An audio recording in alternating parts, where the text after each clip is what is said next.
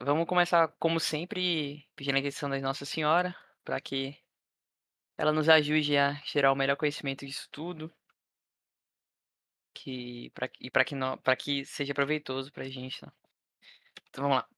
Em nome do Pai, do Filho e do Espírito Santo. Amém. Ave Maria, gratia plena, Dominus tecum, benedicta tui mulieribus et benedictus fructus ventris tui, Iesus. Sancta Maria, Mater Dei, ora pro nobis peccatoribus, nunc et in hora mortis nostrae. Amém. Então vamos lá. A gente vai falar sobre. Ai, meu Deus, aqui. A gente fala sobre o cisma donatista, né? O que foi o cisma donatista? Os personagens que estavam envolvidos nessa controvérsia. E o tempo histórico e tudo que a gente tirou disso aqui, né? Tudo que a Igreja Católica tirou dessa controvérsia, né? Enfim, se alguém tiver qualquer dúvida, pode mandar aí no chat da Cal. Se possível for, também sobe aí pra perguntar por voz, que eu respondo também. E é isto, né? Vamos lá. Primeiramente, a gente começa pelo começo, obviamente. Donato, né, o donatismo, né, ele vem de Donato, né, que foi um bispo. Ele foi um bispo de. O pessoal fala que ele é de Casa Nigra, né, que é a região da África, né. Mas ele era bispo na Numídia e posteriormente ele foi bispo de Cartago, né. Ou seja, ele era o primaz da Igreja da África, né, porque a Igreja de Cartago era a igreja primaz, né. Dela saíam vários bispados menores, né. Então, essa controvérsia aqui, ela começa no início do século IV e ela só vai ter fim lá no século VII com a ascensão dos islâmicos, né. Depois da ascensão do islamismo, a gente não vai mais ouvir falar dos donatistas. Eles não vão ter mais. A gente nunca mais vai falar de ninguém do partido de Donato, né. Enfim, e o que Donato sustentava, né? Qual que era a ideia dele? Ele falava que a igreja ela não podia perdoar e admitir pecadores e que os sacramentos, como o batismo administrado pelos traditores, eram inválidos. O que são os traditores? Em tempos de perseguição, principalmente na perseguição que teve nesse momento aqui do século IV, que é a perseguição de Diocleciano, né? Alguns historiadores dizem que ela é até pior que a perseguição de Nero, porque os imperadores romanos, quando eles perseguiram os cristãos, eles diziam que os cristãos tinham que ser mortos, né? Se fossem pego, se fossem pego professando a fé publicamente, sabe? Já no caso de Diocleciano, não, ele mandava buscar os cristãos, buscar em casas, buscar se eles tinham livros sagrados. Era realmente um caça aos cristãos, né? Enfim, então nesse sentido vai surgir os traditores. O que são os traditores, né? São pessoas que em tempos de perseguição negaram a fé, bispos ou fiéis, que em tempos de perseguição negaram a fé e entregaram documentos da igreja, né? Entregaram os escritos sagrados, entregaram a Eucaristia, entregaram diversas coisas, entregaram até os próprios amigos, né? Em tempos de perseguição para tentarem poupar a própria vida, né? Só que o que acontece? Essas pessoas, muitas vezes, eles eram fiéis, mas muitas vezes eles eram bispos, né? E aí, o que fazer? Eles tinham direito a continuar sendo bispos depois do fim da perseguição? Então é justamente isso aí que vai entrar. Donato vai sustentar que não. Que esses bispos, essas pessoas, esses fiéis, não tinham o direito de serem readmitidos na Igreja Católica. Nem com penitência, nem com nada. Eles negaram a fé, eles não tinham mais esse direito, né? Em oposição à crença da igreja romana na época, era de que os traditores poderiam voltar ao corpo ritualístico e ministrar os sacramentos desde que o fizessem seguindo o ritual correto, sem a necessidade do rebatismo ou da reordenação. Na verdade, faltou um detalhe aqui. Donato defendia que se esses voltassem à igreja católica, contudo, eles deveriam ser rebatizados. Ou, se fossem bispos, reordenados. Eles deveriam receber um novo batismo, né? O que para a Igreja Católica Romana era um absurdo. A Igreja Católica Romana, ela foi uma das primais em defender a validade do batismo, independente da dignidade de quem batiza, entendeu? Porque por um tempo teve também a dúvida de, eu fui batizado por um bispo que é herege. E aí, meu batismo conta? A Igreja Católica Romana defendia que contava sim, né? Isso foi um... Deixa eu fechar aqui meu WhatsApp só pra não ficar fazendo... Isso foi algo que é antes de Donato, essa briga, inclusive, foi com o Papa Estevão e o São Cipriano de Cartago, né? São Cipriano de Cartago defendia o rebatismo. E ele falava que isso era até comum nas igrejas. Só que o Papa da época, que era Santo Estevão, interveio e disse que isso era um absurdo, que isso nunca foi ensinado na Igreja Católica Romana. E aí São Cipriano argumenta que o catolicismo ele é maior que a Igreja Católica Romana. A tradição católica, ela é maior do que a tradição romana, né? E o Papa fala que ele é o bispo de Roma, portanto ele deveria ser obedecido. E São Cipriano de Cartago vai argumentar de novo que São Pedro nunca pediu supremacia, né, uma ditadura dos bispos, né? E aí, beleza, ficou nesse disse-me-disse, e contudo, posteriormente foi feito um concílio na África, onde a Igreja Católica Romana, a opinião dela saiu vitoriosa, né? E o rebatismo foi proibido. Mas beleza, ficou só por isso. Contudo, agora com o donatismo, ele vai defender a mesma coisa, que esses bispos devem ser reordenados. Como ele era bispo de Cartago, ele continuava muito influenciado por esse pensamento de São Cipriano de Cartago, de que os bispos, os bispos, os fiéis que retornassem à Igreja Católica depois de alguma heresia, depois de saírem da fé, apostasia, eles deveriam ser rebatizados, né? E claro, para a Igreja Católica Romana de novo, isso era um absurdo. Isso nunca foi uma tradição romana, e para a Igreja Católica Romana, que se via como a mãe de todas as igrejas, algo que fugisse da tradição dela mesma, ela via como algo que estava sendo inventado, né? Enfim, então, nesse momento a gente entende o seguinte: Donato defendia que os bispos que retornassem à fé, né, porque traíram a igreja, seja por negaram a fé, entregaram documentos, etc., eles deveriam ser reordenados ou ir rebatizados, né? E o fiel, a mesma coisa. Se ele voltasse à fé, ele deveria ser rebatizado.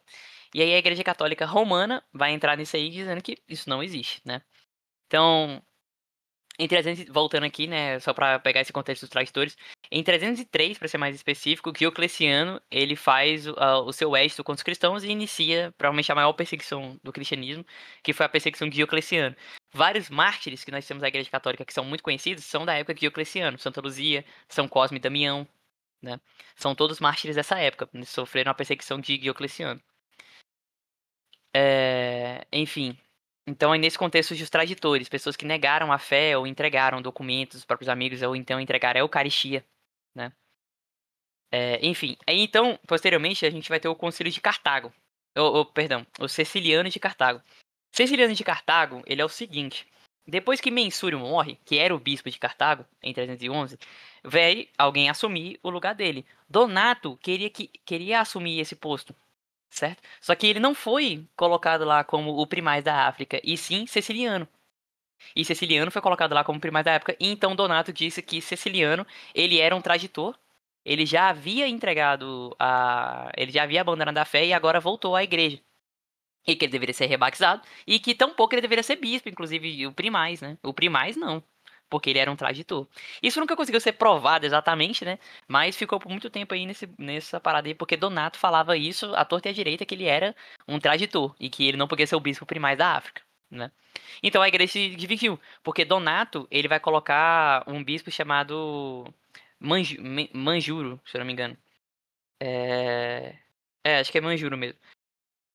Majorino, perdão. Ele vai colocar um bispo chamado Majorino no lugar dele e vai dizer que ele sim é o verdadeiro bispo, né? E enfim, graças a isso vai iniciar um cisma na igreja. Pessoas que eram a favor de Ceciliano na África e pessoas que eram a favor de Majorino, que estavam dentro do partido de Donato, né? Que acreditavam que realmente Ceciliano era um tradutor e, portanto, não podia ser bispo, né? Não o primaz. A sua nomeação como bispo enfureceu Donato, que realizou um cisma. Os partidários de Donato defendiam que Ceciliano era um tradutor. E ele foi ordenado pelo bispo Félix. E, inclusive, isso aqui é muito interessante, porque um bispo, quando ele era ordenado, ele tinha a sanção de outros bispos que já tinham sido ordenados anteriormente. Então, um bispo simplesmente não subiu ao poder aleatoriamente, né? Um bispo vinha confirmar ele, um outro bispo de outra região e tal, justamente para mostrar essa união da igreja, essa comunhão, né? Enfim. E então o bispo Félix de Aptagunta, o qual também foi acusado pelos donatistas que são traditor e que sua ordenação era inválida. Então ele ordenou o bispo Ceciliano como primaz de Cartago, né? E depois Donato falou que Félix também era um traditor. E depois ele ia falar que até o Papa era um traditor. O bicho era muito cabuloso. Qualquer um que negava ele era um traditor. Meio que era assim. Enfim, e ele coloca Majorino no seu lugar, né? Dizendo que ele era o primaz verdadeiro. Então a igreja estava dividida nesse momento. Pessoas concordavam com Ceciliano e outras pessoas estavam unidas a Majorino, no partido de Donato. Todo mundo tá entendendo até aqui? Alguma dúvida? Bom, se alguém tiver alguma dúvida, pode mandar aí. Mas até então acho que tá simples. E, claro, a gente vai falar também agora do Constantino Magno, né? O Constantino Grande, para alguns, né? São Constantino. Ele tá envolvido nessa. A gente vê aqui o donatismo, como é que é o nome do outro? Acho que é Marcion, não. Donato e tem outro também. Que também foi um herege, só que ele já era romano, né? Aí ele falou que ele era o bispo de Roma e pronto. Do nada. Eu esqueci o nome dele, cara. Ele brigou com o Papa Cornélio. Enfim, esquece. Mas é muito parecido eles. Enfim, nesse contexto a gente tá inserido o Constantino Magno, né? O Constantino Grande, ele havia derrotado Magíncio, né, e se tornado imperador agora de toda Roma. Toda Roma ocidental agora estava na mão de Constantino, né? Pra quem não sabe muito, nessa época o Império Romano ele era dividido, né? Ele era dividido em quatro partes praticamente. Tinham quatro imperadores, tinham quatro Césares governando Roma, né? Tinham dois Césares orientais e dois Césares menores de cada lado também. Enfim, Constantino derrotando Magência, ele se torna o imperador de todo o Império Romano Ocidental. O Império Oriental estava na mão de Maxente, se eu não me engano. Se eu não me engano. Enfim. Então a Igreja Romana, a Igreja Romana não, perdão, a Roma, né, o Império Romano, ele era dividido dessa forma. E o Constantino, ele estava ascendendo ao poder para se tornar senhor de toda Roma, né? Do Oriente e do Ocidente. Enfim, quando ele subiu ao poder, ele acabou com a perseguição que estava instaurada, né? Justamente por causa da visão que ele tem, né? Constantino, na foto aí que eu coloquei, vocês podem ver. Constantino, a atração conta que ele teve uma visão, né? Ele olhou para o céu e viu o símbolo Chi-Rho, né? Que é aquele símbolo, as iniciais de Cristo, né? Em grego, e aí ele, com uma cruz, e aí ele fez aquele símbolo lá em todos os escudos e tal, e se tornou inclusive o símbolo do Império Romano pós-Constantino, né? Enfim, e aí Constantino se torna cristão, é um imperador cristão, um imperador católico, e ele vai promulgar um édito impedindo a perseguição dos cristãos e permitindo uma liberdade para eles e para várias outras religiões, na verdade, né? Contudo, aí a gente vai ver ele atuando com a igreja católica, né? Vamos ver o que ele estava fazendo com a igreja católica. Enfim, qual era a função eclesiástica de Donato naquela época? Donato era bispo. Donato era bispo de Cartago. Cartago não, perdão, ele era bispo da Númidia. Perdão, ele era bispo da Numidia. Né? E aí ele queria ascender como bispo de Cartago, mas não colocaram ele, colocaram o Ceciliano, né? E ele acusou o Ceciliano de ser um traidor. Enfim, continuando, o São Constantino Magno, ele vai isentar clérigos da Igreja Católica. A gente vai ver ele se aproximando muito com a Igreja Católica. Só que no livro do Eusébio de Cesareia, História Eclesiástica, ele coloca assim que Constantino isentou clérigos da Igreja Católica, isso na região da África, né? Da qual Ceciliano é presidente. Então, Constantino reconhece Ceciliano como primaz da Igreja Católica na África. É, também escreveu enviando também uma ordem para Siciliano, dando vários recursos para ele, né, e dizendo que se ele precisasse, ele podia pedir mais, né, e Constantino estaria para ajudar. E Constantino não ajudou só a igreja na África, Constantino estava disposto a ajudar toda a igreja católica. Enfim, a gente vai ver isso aí mais de perto. Os donatistas, vendo isso, apelaram ao imperador, que ele levou a questão ao bispo de Roma. Então, os donatistas, vendo que o Constantino estava a favor do Gui Ceciliano, eles foram explicar para o Constantino que não, pô, não é assim. Ceciliano, na verdade, é um traidor. Ele não é bispo de verdade, você se confundiu, né?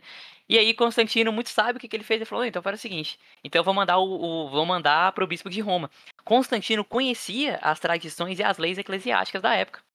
Ele nunca fez nada inventando. Então, quem fala que Constantino mudou a igreja, fundou a igreja, cara, isso é uma loucura. Constantino nada era mais do que a ovelhinha mais poderosa da igreja. Somente, mas ele ainda estava completamente submisso aos bispos da igreja, principalmente ao bispo de Roma, né?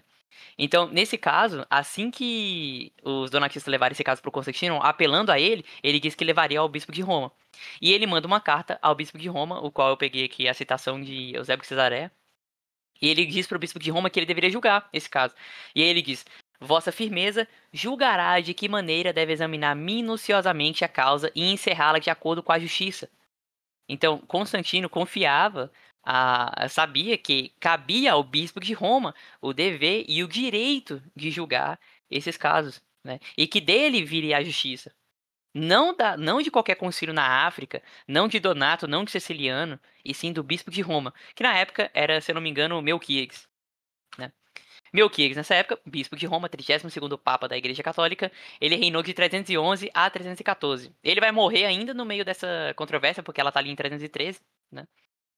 Enfim, então em 313 Melquiades convocou o primeiro concílio de Latrão em Roma, que inocentou Ceciliano e condenou Donato como um cismático, né? O que aconteceu? O caso foi levado a Roma pelo imperador Constantino Magno.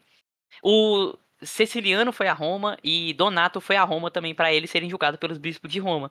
O bispo de Roma considerou Ceciliano como inocente, primeiro que não conseguiu provar que ele era um tradutor, né? Ficou só no boca a boca, Donato acusou ele, mas não conseguiu provar efetivamente, né?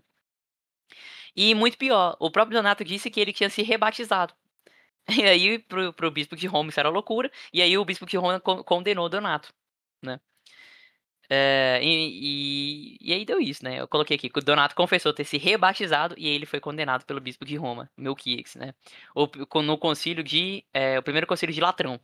Então, Donato foi condenado pelo concílio, pelo bispo de Roma, o sumo pontífice, e os dois retornaram à África. Ceciliano retornou para sua cátedra e, claro, Donato não ia ficar quieto, né? Nem ia aceitar de bom tom isso aí, né? Enfim, e depois disso, um ano depois, na verdade, poucos meses depois, né? Ainda não chegou a ser um ano.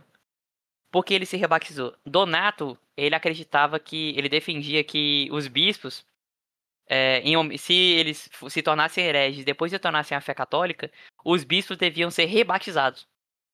Ele acreditava que se de alguma forma uma pessoa se tornou herege ou abandonou a igreja, ele tinha largado o batismo dele já não tinha mais validade. Ele tinha que ser rebatizado para se manter na igreja.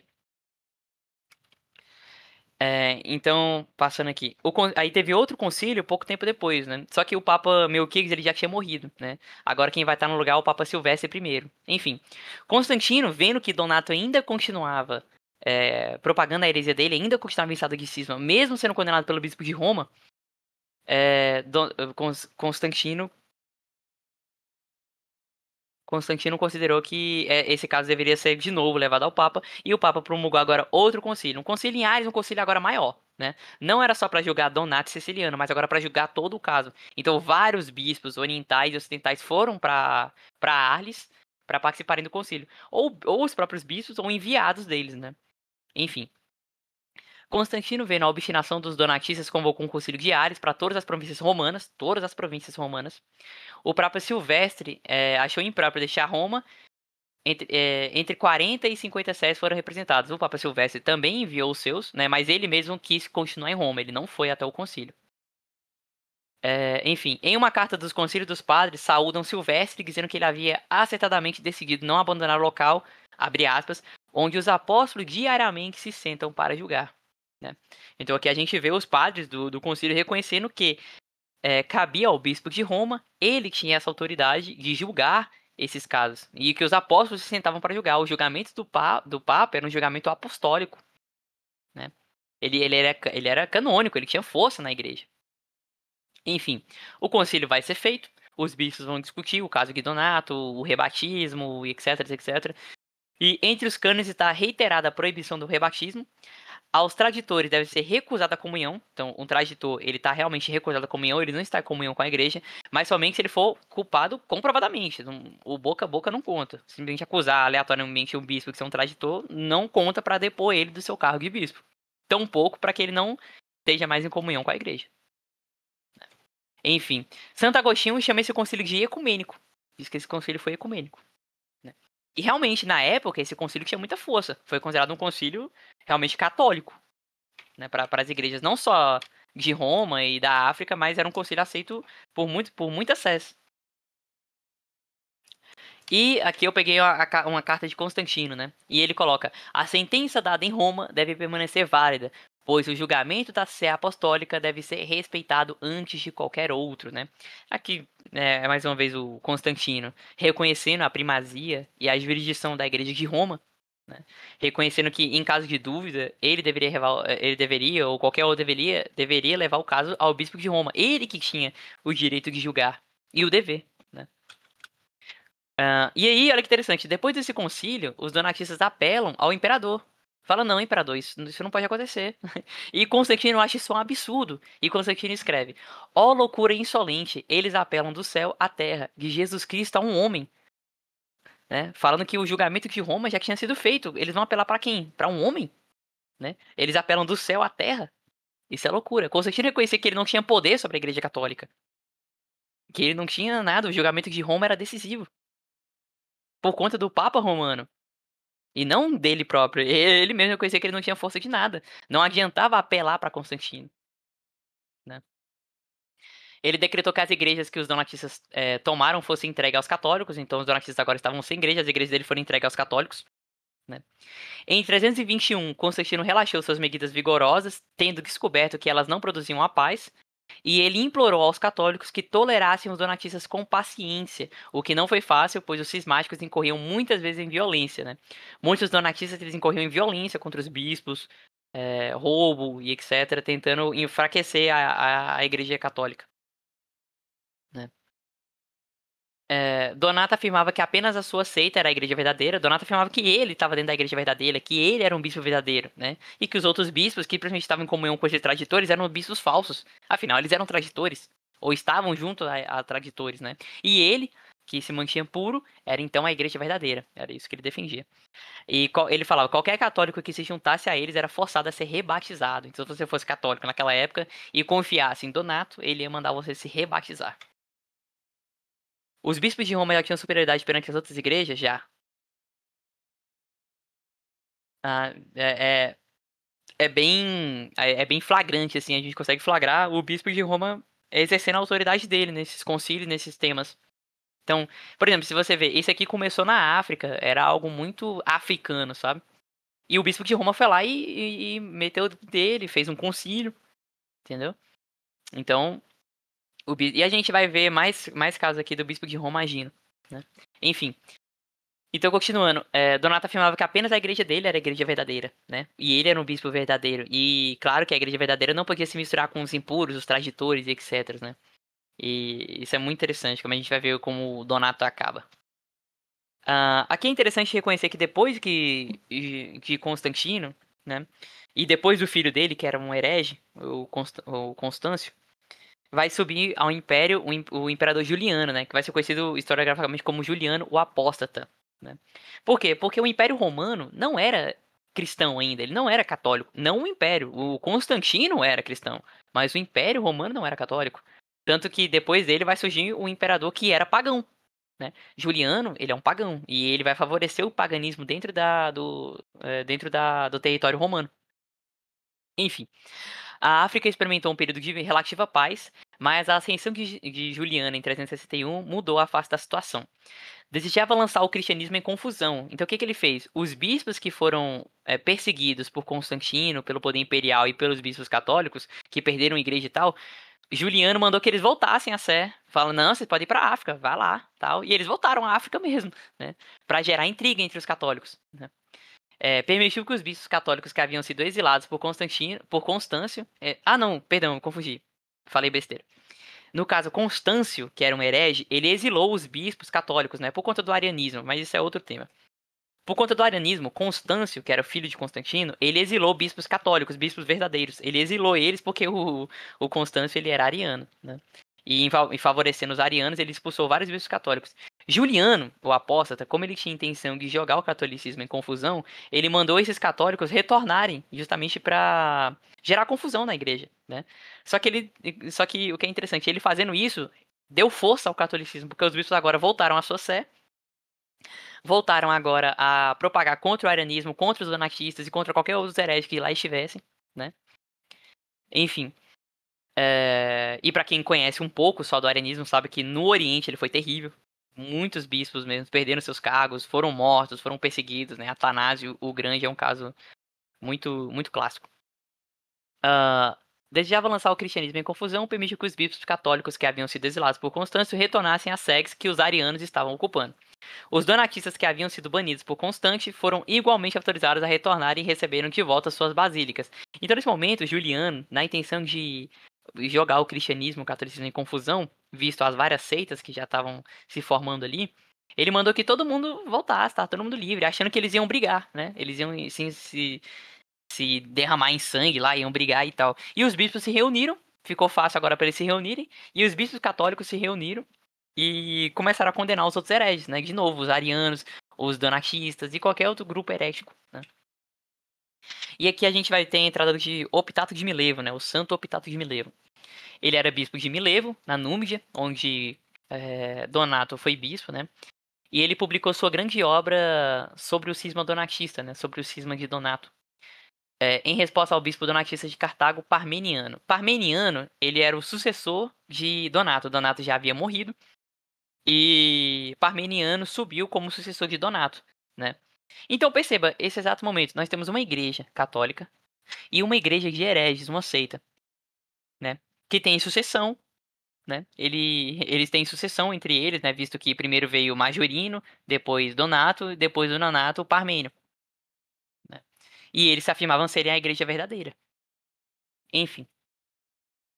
E em seu quinto livro, ele demonstra a validade do batismo, mesmo quando conferido por pecadores, pois é conferido por Cristo, sendo o ministro apenas um instrumento. Santo Optato de Milevo, ele já vai dar uma sistematizada no batismo. Então ele vai dizer o seguinte, pô, o batismo, ele é válido, ele é ele é válido, é efetivo, independente do bispo que batiza. Ah, o bispo é um herege. Conta do mesmo jeito. Ah, o meu bispo, ele tinha uma vida meio estranha. O batismo ainda assim conta, porque ele já destaca que não é a dignidade do bispo que está batizando que dá validade ao batismo. Seria muito loucura, porque o batismo ele foi instituído por Jesus Cristo. O que dá validade ao batismo é o Cristo, não é o quem batiza, né? Por isso que na Igreja Católica, o batismo dos hereges até hoje vale, né? Desde que seja feito da forma correta, claro. Mas o batismo dos hereges vale. Então, se um protestante se converte à Igreja Católica, ele não é obrigado a ser rebatizado, justamente por conta dessa tradição muito antiga da Igreja, né? Então, já o contrário não é verdade, né? Os protestantes são donatistas nesse termo. Eles conferem que o batismo católico não é válido, por conta da dignidade do bispo católico, né? O que é um absurdo. Enfim, então um católico que se converte ao protestantismo, muitos protestantes vão forçar esse católico a ser rebatizado, né? Inclusive uma amiga minha que é protestante, ela foi rebatizada. Ela foi batizada na igreja católica quando criancinha e depois foi rebatizada na igreja protestante batista. O que, assim, se você olhar, eles são donatistas, né? Eles tinham uma parada bem parecida com Donato. Essa obra vai ser disponibilizada? Qual obra? A de Donato? Quer dizer, a de Santo Optato?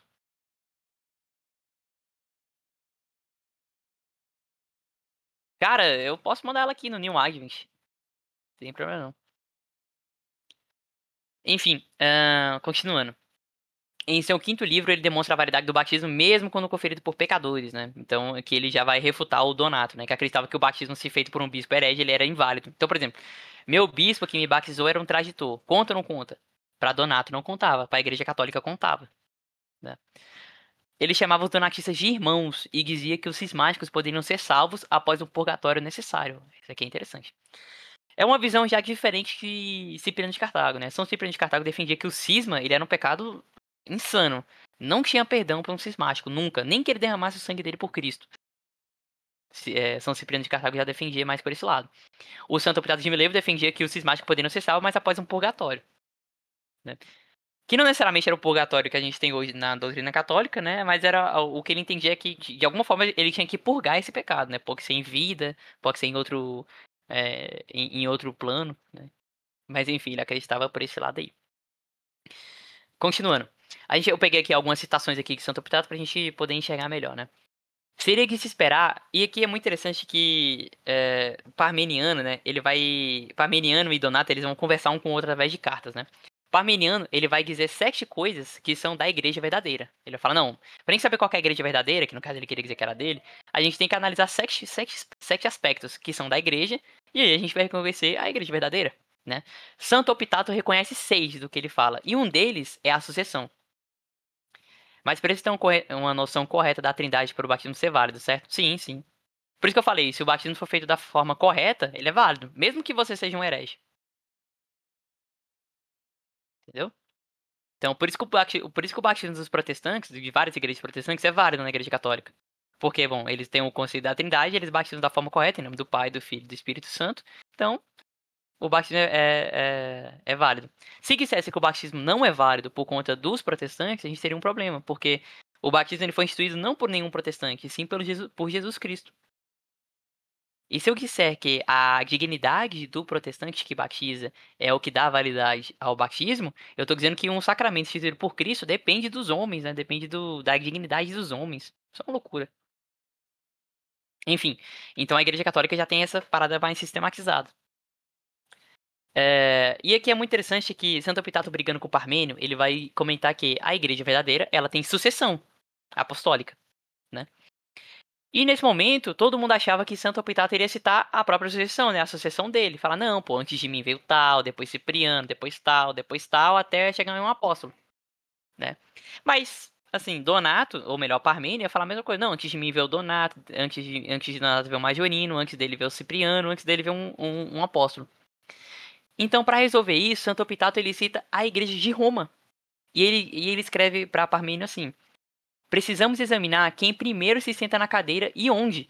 Você não pode negar que sabe que na cidade de Roma, sob Pedro, pela primeira vez, a cadeira de bispo foi conferido e na qual se sentou o chefe dos apóstolos, Simão, então chamado Pedro, em cuja cadeira a unidade deve ser preservada por todos, sobre o perigo de cada apóstolo clamar para si o trono, que enfim é a primeira das dotações que Pedro logo tomou e a quem Lino sucedeu.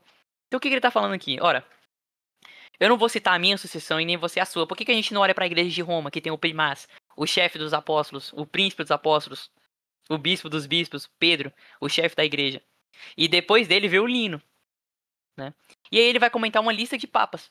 E aí ele vai falar, e Damaso, e agora Cirício, que é nosso colega, com quem o mundo todo conosco concorda pela comunicação de cartas comendatórias na Irmandade Comungada. Conte-nos a origem de seu trono, você que deseja reclamar para vós a Igreja Sagrada. Então o que ele está falando aqui?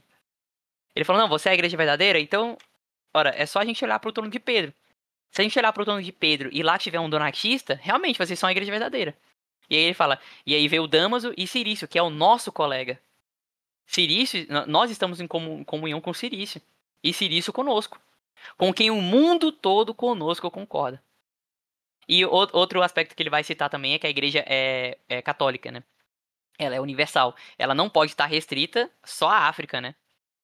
Então ele vai falar que ela é universal. E ele fala, o mundo todo está em comunhão com a igreja de Roma, a qual se sentou o príncipe dos apóstolos, que hoje senta-se Cirício, né? E lá não tem nenhum donatista, eles não estão em comunhão com vocês não são a igreja verdadeira. Então esse é o argumento que Santo Epitácio me leva, que em Pedro, na sucessão petrina, a gente tem a verdadeira igreja, a sucessão verdadeira. Enfim, como vós podeis fingir ter as chaves do reino dos céus, vós que lutais sacrilegamente contra a sé de Pedro, por presunção e imprudência. O Epitácio de Milevo, né? Ele cita isso, ele falando como vocês podem fingir ter a chave do reino do céu, porque a chave do reino do céu foi conferida a Pedro, por consequência foi conferida à igreja, né? E aí ele fala, vós que lutais sacrilegamente contra a sé de Pedro, por presunção e imprudência. Então o que ele tá falando? Os bispos da África que estavam no partido de Donato, eles não estavam em comunhão com a sé petrina. Por consequência, eles não podiam ser a igreja verdadeira, nunca. E na verdade, eles eram sacrílegos, pois lutavam contra essa rocha, a qual era a igreja romana, a sucessão de Pedro. Continuando. Aqui agora vai entrar o nosso herói, né? O personagem principal, o protagonista. Santo Agostinho de Hipona, né? Santo Agostinho, ele vai iniciar a sua campanha. Ele que vai finalizar o cisma donatista. Ele vai sair realmente como grande vencedor de tudo, né? Do cisma donatista. E ele vai iniciar a sua campanha vitoriosa contra o donatismo logo após ser ordenado sacerdote em 391 d.C., né? Então ali a gente vai ver ali algumas obras ou outra, mas depois ele vai entrar de cabeça em 415, mais ou menos, 413, realmente contra os donatistas, né? Desenvolveu o princípio iniciado por Santo Optato, demonstra a incoerência dos donatistas ao se arrogarem para si a autoridade divina de São Cipriano de Cartago. Então o que ele vai dizer? Ele vai dizer que eles diziam, não, pô, a gente rebatiza, porque São Cipriano de Cartago, que era bispo e é um santo, e é um mártir, glorioso mártir, ele batizava, ele rebatizava. Logo, ele tá certo, né? A gente não tá inventando isso, estamos tirando dele, que era um grande santo. E é interessante que Santo Agostinho vai argumentar o seguinte, não, mas realmente. São Cipriano de Cartago era um grande santo, era um Marte, né? Mas será que ele era maior que Pedro, que era apóstolo em Marte? Então é muito interessante. A gente vai ver toda hora eles falando da igreja de Roma. Pra igreja de Roma, é só olhar pra igreja de Roma. Dela sai a comunhão, dela sai a virtude, dela sai a justiça, né? Enfim. Então ele coloca: a igreja é católica, difundida por todo o mundo e, se necessário, una e unida. Ou, perdão, e necessariamente una e unida. Apela-se à sede de Roma, onde a sucessão dos bispos é ininterrupta a partir do próprio São Pedro. Santo Agostinho toma emprestado a sua lista dos papas de Santo Optato, e em seu salmo cristaliza o argumento na famosa frase: essa é a rocha contra a qual as orgulhosas portas do inferno não prevalecerão. Um apelo adicional é feito à Igreja Oriental e especialmente às igrejas apostólicas, quais São Pedro, São Paulo e São João dirigiram epístolas. Elas não estavam em comunhão com os donatistas, né? Então o que ele está querendo dizer? Que quando a gente pega as igrejas principais, elas não estão em comunhão com os donatistas. E que muito pior, a igreja, a qual é a rocha principal, a igreja de Roma, muito menos. Então, e ela é a rocha a qual as portas do inferno não podem vencer. Então, como o Santo Optato pode estar certo? Então aqui eu peguei algumas citações de Santo Agostinho pra gente investigar também contra os donatistas. Aqui eu esqueci de colocar a obra, na verdade, eu acho. Mas é na epístola contra os donatistas, na obra dele contra os donatistas. Na verdade eu vou pegar depois todas essas obras aqui e vou colocar. Mas ele realmente rebatizava ou era mentira? Qual? São Cipriano ou Donato? Enfim, enquanto você escreve, eu vou comentando aqui. Eu vou colocar essas citações todas aqui no. Eu peguei no New Agement, né? Eu vou colocar todas no final da aula aí e fica fácil pra todo mundo julgar. Sim, São Cipriano rebatizava. Inclusive, São Cipriano briga com o Papa Santo Estevão. Porque São Cipriano acreditava no rebatismo e o Papa Santo Estevão dizia que não, que isso era loucura. E depois vai ter um concílio onde a vontade do Papa vai sair vitoriosa. Continuando, né? Algumas citações de Santo Agostinho. Ele coloca: ninguém, mesmo que bom, pode purificar o outro por seus próprios méritos. Quem batiza não transmite a sua pureza, mas administra o que é de Deus. Assim como Cristo, atuando por meio de ministro indigno, age por sua própria virtude. Então o que ele está dizendo? A dignidade do batismo, ela depende do Cristo, pois foi ele que o instituiu. Não depende da dignidade de quem está batizando. Quem está batizando não passa a sua pureza ao batizado. Pelo contrário, administra o que foi dado por Cristo. Isso é muito interessante porque muita gente acha que a Igreja Católica inventa as coisas, ou sei lá o que, ela que decide do nada. Não, ela guarda o que ela recebeu de Cristo. Então, por exemplo, um casamento que foi celebrado de forma correta, a Igreja Católica não pode separar. Nem o Papa pode separar. Se o casamento foi válido, nem o Papa pode separar. Por quê? Porque não é o Papa que inventou o casamento. Não é o Papa que dá validade a um casamento. O Papa administra a ordenação que é de Cristo, que é o sacramento, né? Então peguei o casamento como exemplo, mas isso vale para todos os sacramentos.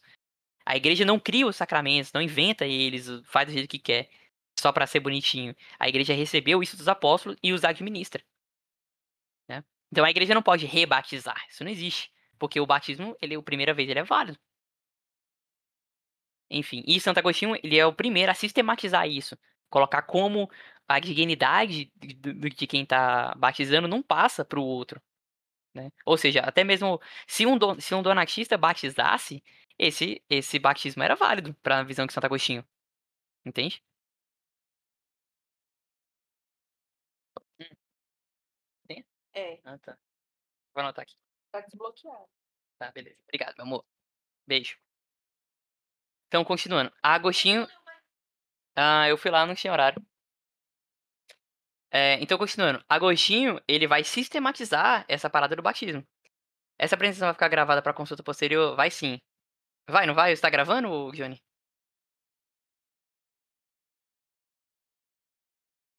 Johnny Boy? Ah, tá. Então vai sim. O Johnny Boy posteriormente aí disponibiliza para vocês. Continuando. Então o Santo Agostinho ele vai sistematizar essa parada do batismo, justamente pra gente poder entender que, cara, a igreja não inventa, ela não faz porque é bonitinho fazer, dar o batismo de novo, e etc. A igreja administra o que ela recebeu dos apóstolos, e que os apóstolos receberam de Cristo, entende? Enfim.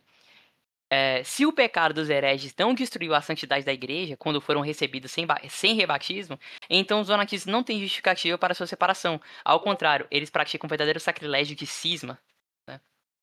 Então, o Santo Agostinho está dizendo que os donatistas eles são cismáticos, né? Porque, e mais ainda, os pecadores que estão dentro da igreja, eles não mancham a igreja. Muita gente diz, a igreja é santa e pecadora. Isso é heresia. A igreja é 100% santa, perfeita, imaculada, né? E os membros dela, que mesmo sendo indignos, não conseguem macular a dignidade da igreja, porque a dignidade da igreja não depende dos membros que estão nela, depende do Cristo, pois foi ele que instituiu a igreja. Simples assim, ó, lógica básica, né? Santo Agostinho, como Santo Optato, também chama os donatistas de irmãos, né? E ele cita: venham, irmãos donatistas, se desejam ser unidos à videira. É penoso quando lhe vemos assim cortados. Numere a sacerdotes, inclusive desde a cadeira de Pedro, e nessa ordem de padre, veja quem lhe sucedeu. Essa é a rocha na qual as portas do inferno não podem conquistar. Todos os que se regozijam na paz só julgam verdadeiramente, né? Então, ele chama os irmãos donatistas que estavam em cisma a retornarem à unidade da videira verdadeira. É penoso lhe verem assim cortados, apartados da unidade da igreja, né? E ele fala para numerar os sacerdotes, desde a cadeira de Pedro. E nessa ordem, essa é a rocha na qual as portas do inferno não podem conquistar. A sucessão petrina. Essa é a rocha na qual nós temos certezas de que estamos na igreja verdadeira, a igreja do Cristo, a qual as portas do inferno não podem prevalecer contra ela. Então ele faz outra citação, aqui agora eu coloquei as citações certinha. Enfim, viam que Ceciliano estavam unidos por carta de comunhão à Igreja Romana, na qual sempre residiu a primazia da cadeira apostólica, da cátedra apostólica, né? Então Santo Agostinho está falando que o bispo de Roma ele estava unido a Ceciliano. Ceciliano era um bispo verdadeiro, pois a Igreja de Roma estava unida a ele, eles estavam em comunhão, não estavam em comunhão com Donato. Enfim, e Santo Agostinho, dentro dessa, desse contexto, né, ele tem uma das citações mais lindas dele, né, que é: fora da Igreja Católica pode-se ter tudo, exceto a salvação. Pode-se ter honra, pode-se ter os sacramentos, pode até cantar aleluia, pode-se responder amém, pode-se ter o evangelho, pode-se ter fé e até pregar em nome do Pai, do Filho e do Espírito Santo, mas nunca se poderá encontrar a salvação, exceto na Igreja Católica.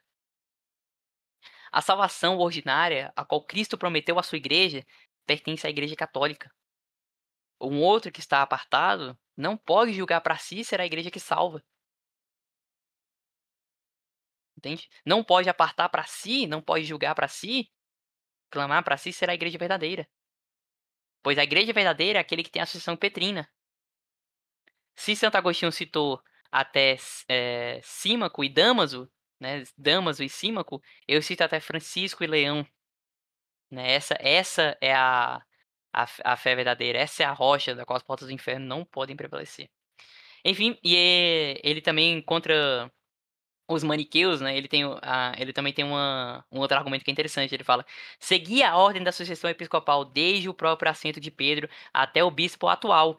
Essa é a rocha da qual os orgulhosos não vencem, né? A sé petrina.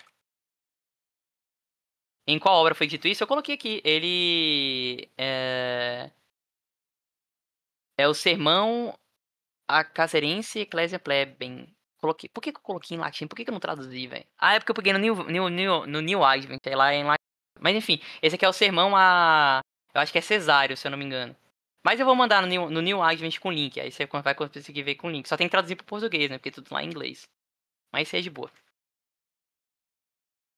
A outra que é contra os maniqueus e a outra é a Epístola 43 dele. Continuando. E ele comenta: se a sucessão de bispos é tomada em conta, quanto mais certa e benéfico a igreja que nós reconhecemos chega até Pedro, mesmo aquele que importou a figura da igreja inteira. O Senhor lhe disse: sobre esta rocha edificarei a minha igreja, e as portas do inferno não prevalecerão contra ela.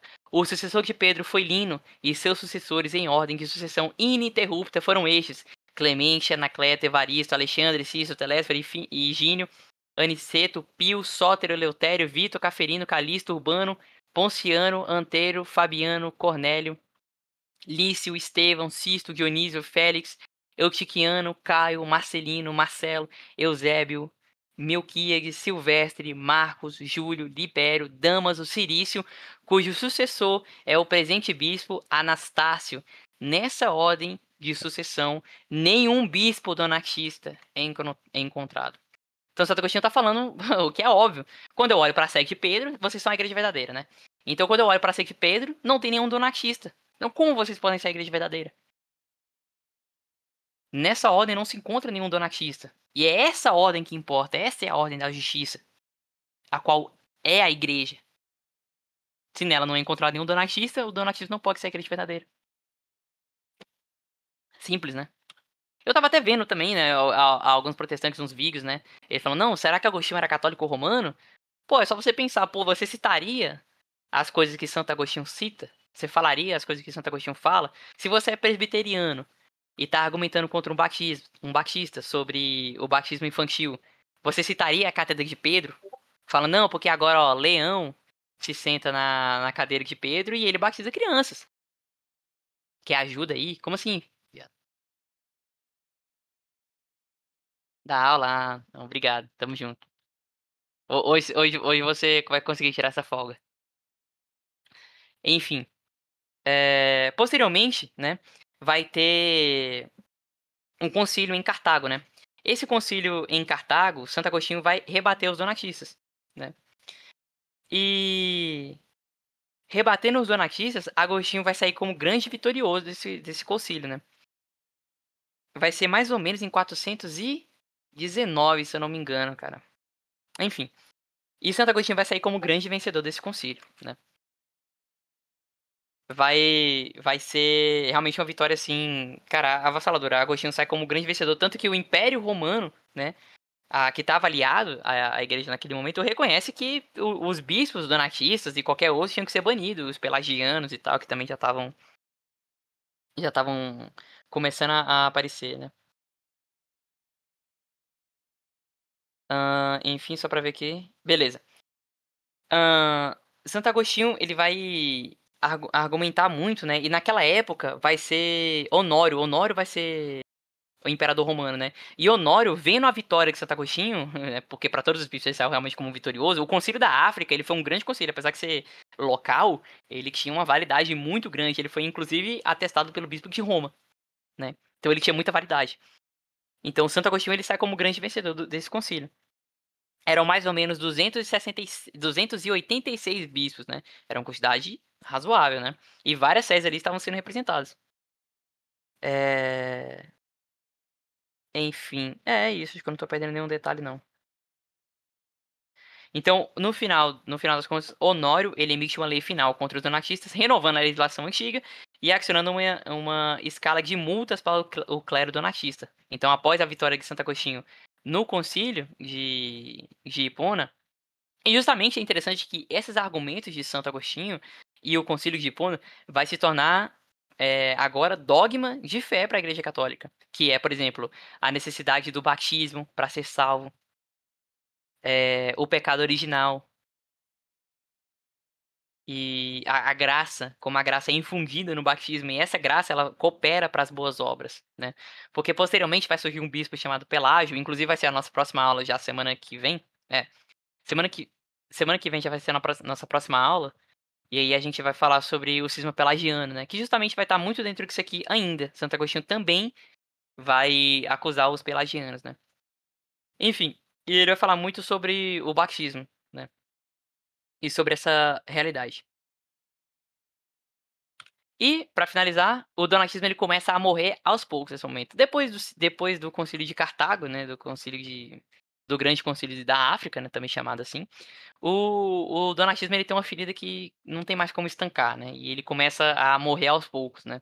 E para todo o mundo, Santo Agostinho foi o grande vencedor. Tanto que depois, contra Pelágio, outros vão comentar: não, a gente está a favor com Santo Agostinho. Entendeu? A gente tem a mesma fé que Santo Agostinho, entendeu? Dizendo que Santo Agostinho era o padrão de fé, né? Enfim, o donatismo desapareceu completamente com a ascensão dos sarracenos, né? Então, com a ascensão dos maometanos, né? Acabou o donatismo. A gente não encontra mais nenhum bispo donatista ou qualquer partidário donatista. Realmente, ele é o fim dessa heresia. E aí eu peguei outra citação aqui do contra Parmênio, né? Ele coloca: Chicônio, atacado por todos os lados pelas vozes das páginas sagradas, acordou e viu a Igreja de Deus difundida por todo o mundo. Porque Santo Agostinho argumentava que para a igreja ser a igreja verdadeira, ela tinha vários aspectos, né? E Donato concordava com isso. E Parmênio também. Concordava com isso, que era a igreja primeira, ela é una, ela é católica, né? Ela é difundida por todo o mundo, ela é universal. E ela tem a sucessão dos bispos, principalmente a sucessão de Pedro. E aí ela coloca que a igreja era espalhada por todo mundo, e não somente na África, como Donato afirmava que a igreja dele era verdadeira e a igreja dele era só na África. Enquanto a igreja católica era difundida por todo o orbe do universo. Por todo o orbe do globo, na verdade. Perdão. Enfim, vendo que a igreja de Deus é difundida por todo o mundo, como havia sido prevista e predito dela muito tempo antes pelos corações e bocas dos santos, e vendo isso, ele se comprometeu a demonstrar e afirmar contra seu próprio partido que nenhum pecado do homem, por mais vil e monstruoso que seja, pode interferir nas promessas de Deus. Nem qualquer impiedade de qualquer pessoa dentro da igreja pode fazer com que a palavra de Deus seja anulada, quanto à existência e difusão da igreja até os confins da terra, que foi prometida aos padres e agora é manifestada. E agora é manifesta. Né? Então, é isso aí. Esse foi a controvérsia do Donatista. A gente passou por várias citações até o fim dela, né? Claro que simplesmente ela não acabou, né? Num dia pra noite, né? Ela foi acabando aos poucos, né? E a realidade dela foi também se mostrando aos poucos. Enfim. Então a gente consegue perceber essa realidade da igreja, né? De contra os hereges e contra aqueles que afirmam serem eles a igreja verdadeira, serem eles a igreja que segue os verdadeiros mandamentos de Cristo, os puros, né? A gente tem a Sé Petrina. Ela é a confirmação perfeita, né? E Santo Agostinho falava isso. Então é interessante ver. Eu vi um vídeo, né, do pessoal protestante comentando: Santo Agostinho era católico romano, será? Né? E eles pegavam algumas citações e falavam: não, aqui ó, Santo Agostinho tá citando as escrituras, ele era protestante. Cara, bizarro, porque todo mundo que estuda, vê Santo Agostinho, sabe que ele era da CCB. Tanto que sacanagem. Cara, qualquer um que vê as citações de Santo Agostinho vê que ele era um bispo católico, cara. E muito católico romano, de passagem. Enfim, então, a aula foi isso aí. Agradeço a todos que estavam aqui. Para encerrar, a gente encerra com o Pai Nosso, né? E é isso. Alguém tem alguma dúvida? Alguém tem alguma coisa a declarar? Ficou alguma coisa estranha aí?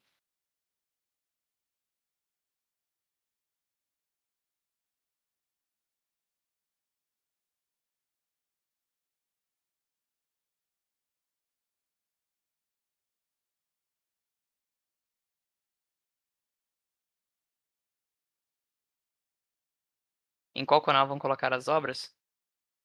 Tem o meu canal, mas também tem o canal do Rosário aí, vai estar lá. Enfim, então, não tendo nenhuma dúvida, vamos rezar um Pai Nosso e a gente encerra. Em nome do Pai, do Filho e do Espírito Santo. Amém. Pater noster, qui es in celis, sanctificetur nomen tuum, adveniat regnum tuum, fiat voluntas tua, sicut in cielo et in terra. Pane nostrum quotidianum da nobis hodie. Eita, esqueci. Pater noster, qui es in celis, sanctificetur... Ó, tô tanto tempo sem rezar em latim que eu esqueci. Pater noster, qui es in celis, sanctificetur nomen tuum, adveniat regnum tuum, fiat voluntas tua, sicut in cielo et in terra. Pane nostrum quotidianum da nobis hodie, et dimitte nobis debita nostra, sicut nos dimittimus debitoribus nostris, et nos inducas in tentationes, sed libera nos a malo. Amen.